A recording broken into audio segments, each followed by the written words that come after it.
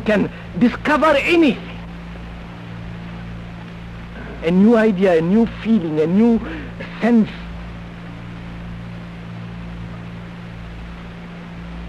And surely any form of discipline which is based on compulsion denies that freedom. Whether political or religious.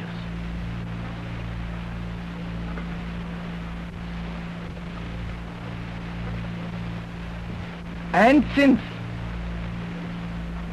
discipline, which is the conformity to an action with a desire, with an end in view, is binding, the mind can never be free. It can only function within that groove, like a gramophone,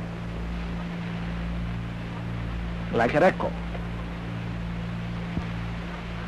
So through practice, through habit, through cultivation of a pattern, the mind only achieves what it has in view. Therefore it is not free. Therefore it cannot realize that which is immeasurable.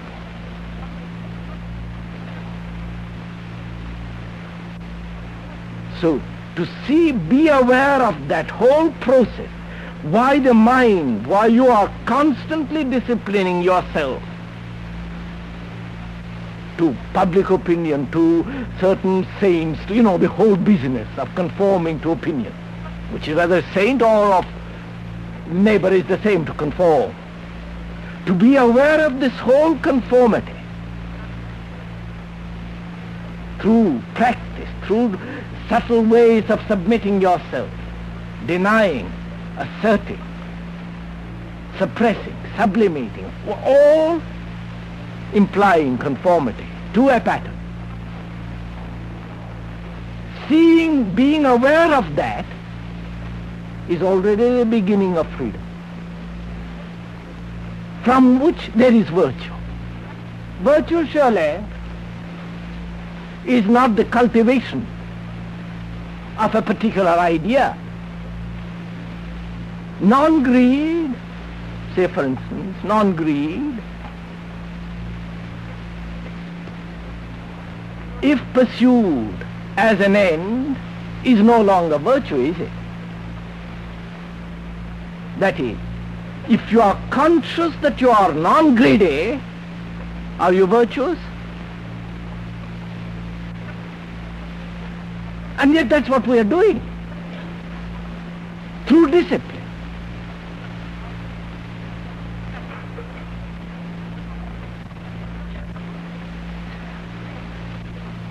So, discipline, conformity, practice only gives emphasis to self-consciousness as being something, positive or negative. And therefore it's not free from its own consciousness as being non-greedy. Therefore it's no longer non-greedy. It's merely taken on a new cloak which it calls non-greed. If we see the total process of all this, the motivation, the desire for an end, the conformity to a pattern, the desire to be secure in pursuing a pattern, that is moving from known to known, always within the limits of its own self-enclosing process. To see all that, to be aware of it, is the beginning of intelligence. And the intelligence doesn't have to be virtuous or non-virtuous. It is not capable of being put into a pattern as virtue or not virtue. Because intelligence brings freedom. Not licentiousness, not disorder.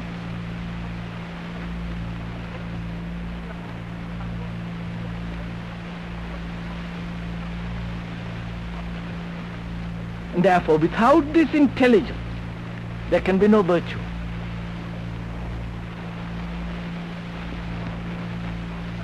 And virtue gives freedom. And in freedom, when there comes into being reality. If you see this whole process totally in its entirety, then you will find there is no conflict. It is because we are in conflict and because we want to escape from that conflict, we turn to resort to various forms of disciplines, denials and adjustments. But when we see what is the process of conflict, then there is no question of discipline. Because we are then from moment to moment are understanding the ways of conflict. And that requires great alertness, watching yourself all the time. And the curious part of it is, though you may not be watchful all the time, there is a recording process going on inwardly, once the intention is right.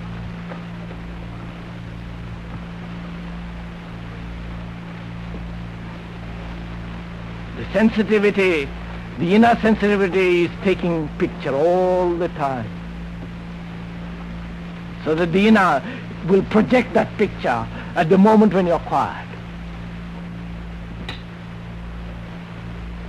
So again, there is not a question of discipline. Sensitivity can never come into being through compulsion. You try to compel a child to be something. Put him in a corner. He will be quiet, but inwardly probably seething, looking out of the window, doing something to get away. That's what we are still doing.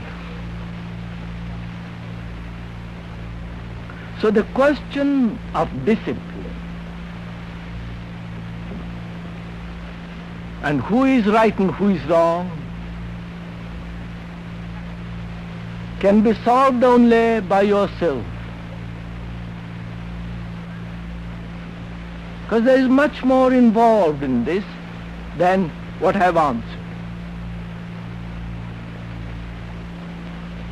Because also, you see, we are afraid to go wrong. Because we want to be success.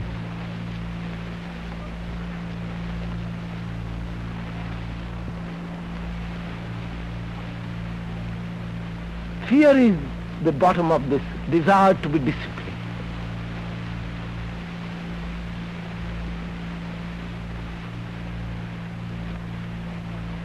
And the unknown cannot be caught in the net of discipline. On the contrary, the unknown must have freedom, not the pattern of your mind.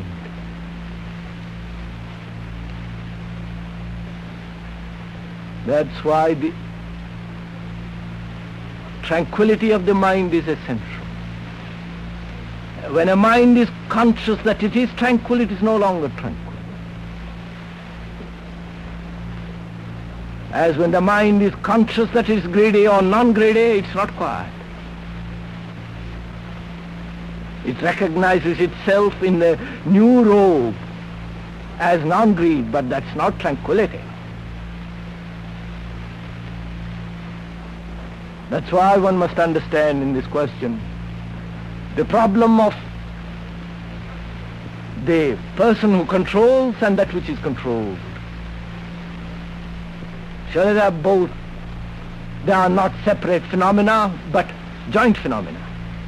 The controller and the controlled are one. It's a deception to think that there are two different processes, which we'll discuss another time.